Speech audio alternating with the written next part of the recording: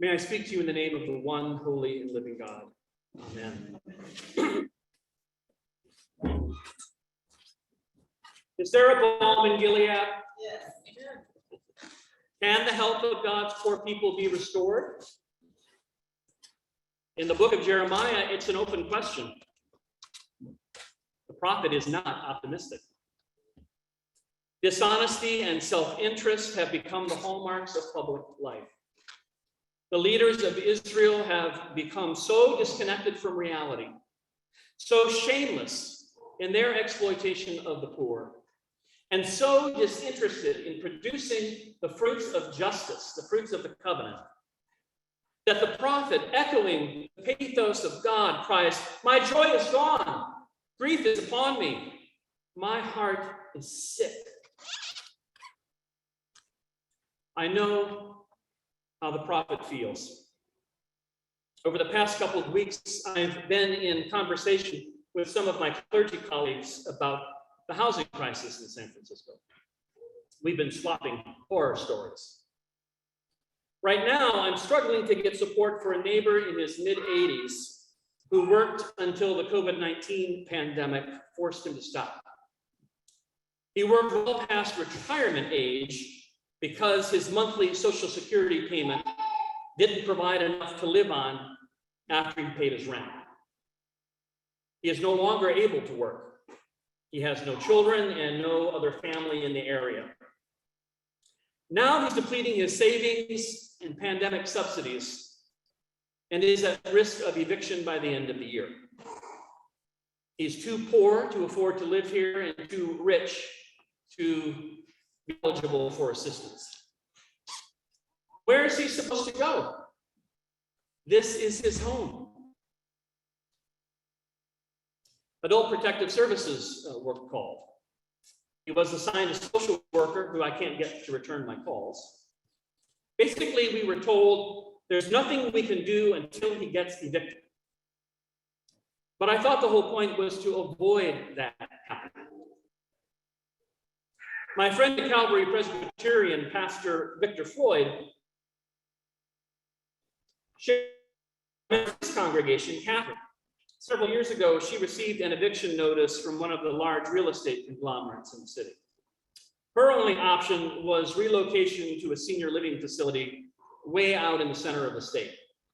She would have to start all over. But her friends were here. Her church community was here. Her whole life was here. She was in her mid-80s also. She decided to stop taking her medication, and she died shortly thereafter.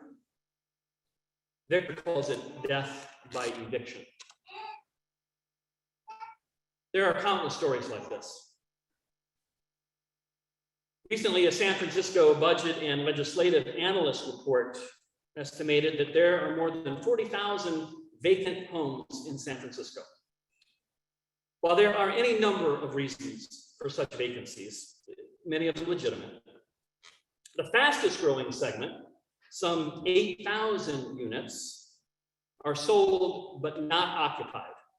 In fact, they are never occupied.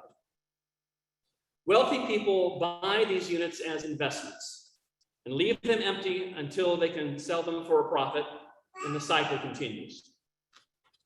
We have more empty homes in San Francisco than we have unhoused people, and a hot real estate market making housing unaffordable for even more people. Profit for real estate speculators and financiers. Why do we tolerate this? The prophet Jeremiah cries out, "From the least to the greatest, everyone is greedy for unjust gain. From prophet to priest, everyone deals falsely. They have treated the wound of my people carelessly, saying peace, peace, when there is no peace. They acted shamefully. They committed abomination.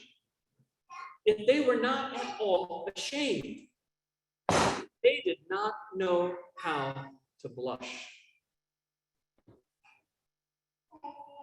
Jesus tells us you cannot serve God and wealth. This is the moral of a parable that he told about what he called dishonest wealth. In the ancient world, wealth was mostly land turned by labor into food. Wealthy landowners controlled food production, extracting taxes and rent from the masses who worked the land. The wealthy were protected against harvest shocks when crop yields didn't meet demand. And from year to year, there was about a 50% chance that there would be a harvest shock. The masses were not so protected. They faced debt, slavery, or death, while the landowners made a profit during famines on the sale of surplus crops that they stored in huge granaries. They stored grain while others starved, not unlike those storing homes while others are living on the streets. The middlemen who collected rent and taxes were also corrupt, using extortion and violence to collect more than was owed to them to pad their pockets. So this is what Jesus is referring to when he describes the unjust manager in this parable. Knowing that he will be fired by the landowner he worked for, this clever manager went back to his master's sharecroppers and lowered their debt to the amount prescribed, knocking off the markup that he usually stole. This wasn't charity. The manager made reparations for his past injustice. He made friends by means of dishonest wealth with those whom he had previously made victims. He realized that true riches are found not in dishonest wealth, but in a community of mutual care, honesty, respect, and compassion. He no longer placed his trust in dishonest wealth, but in the mercy of God manifest in justice for the poor. There is a balm in Gilead to heal the wounds of injustice. It is called reparations. As many of you know, it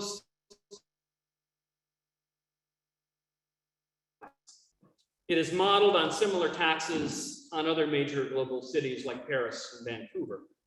The city budget and legislative analysts estimates that it will incentivize the movement of some 4,500 units back into the market as homes rather than commodities.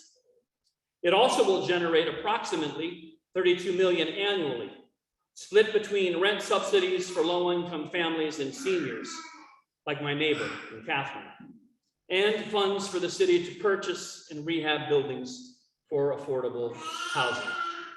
This is not charity. It is a form of reparations.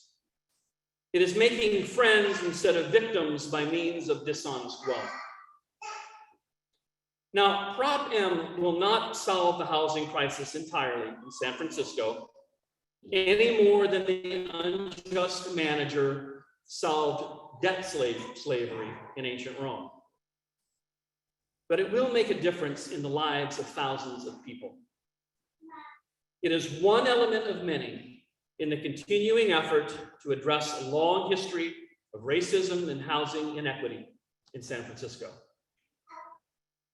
Jesus celebrated changed lives and incremental victories, and so should we. There is a balm in Gilead, a healing ointment to soothe the sin-sick soul. It is our willingness to put our trust in God rather than in dishonest wealth and become the community that God calls us to be.